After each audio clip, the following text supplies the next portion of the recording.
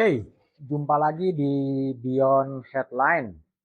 Jelang tahun baru, publik dikejutkan dengan rencana kenaikan PPN 12%. Rencana itu tentunya menimbulkan reaksi, menimbulkan protes.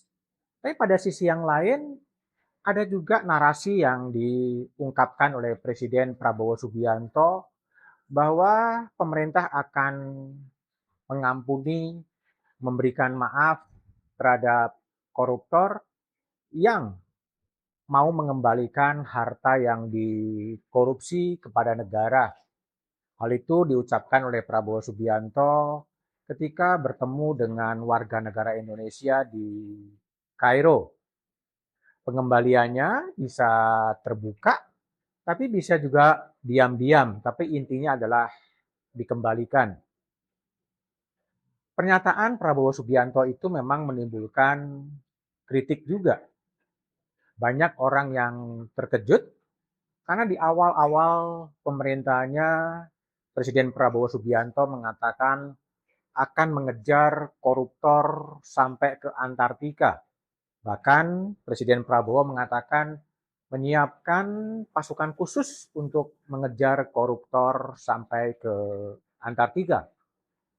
Dalam kesempatan yang lain, Presiden Prabowo juga mengingatkan kepada para pembantunya untuk tidak mencuri atau mengambil dana APBN. Pada kesempatan lain yang juga dikatakannya adalah keinginan dari Presiden Prabowo Subianto untuk menciptakan pemerintahan yang bersih dari korupsi. Yang tidak ingin menciptakan pemerintahan yang bersih, silahkan kemudian keluar.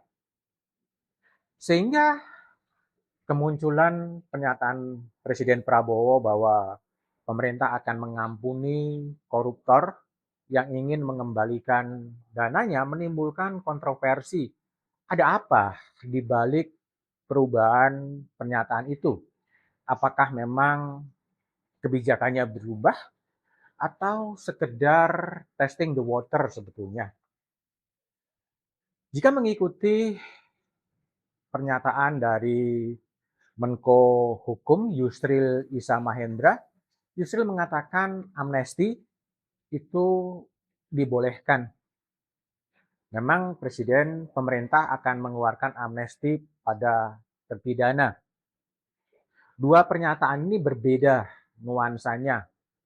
Yusril mengatakan napi-napi terpidana-terpidana yang sudah diputuskan oleh pengadilan kemudian berada di penjara dan ada kebutuhan penjara itu penuh akan dilepaskan.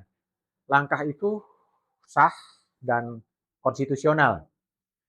Tetapi Presiden Prabowo Subianto mengatakan tidak menyinggung soal detailnya, apakah diadili terlebih dahulu baru dikembalikan atau di luar pengadilan. Nah, kontroversi itulah yang terjadi sehingga menimbulkan pertanyaan apakah kemudian koruptor-koruptor secara diam-diam mengembalikan kekayaannya kepada pemerintah dan kemudian diampuni atau jadi seperti apa. Inilah yang kemudian menjadi kontroversi. Inilah yang kemudian menjadi polemik. Apa yang sedang terjadi sebetulnya? Apakah memang kebijakannya berubah? Yusril terakhir juga mengatakan, saya baca di Tempo, memenjarakan koruptor itu tidak ada manfaatnya bagi negara.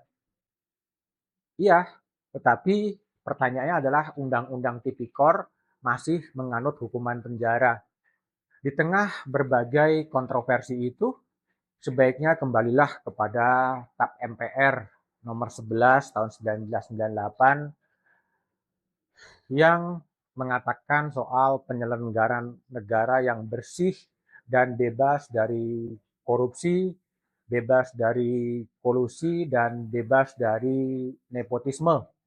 TAP MPR itu mengatakan bahwa pemberantasan korupsi, kolusi, dan nepotisme terhadap mantan Presiden Soeharto, terhadap kroni-kroni Soeharto harus dilaksanakan secara tegas dan tanpa pandang bulu.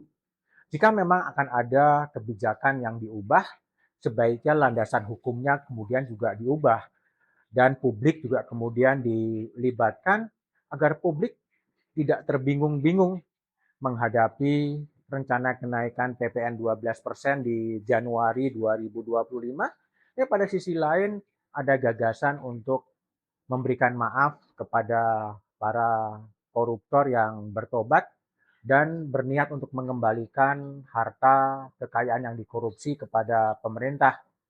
Kontroversi lainnya adalah berapa besar uang yang dikorupsi, berapa yang dikembalikan, yang mau menentukan siapa. Itu kan juga problem-problem lagi yang harus betul-betul dipikirkan.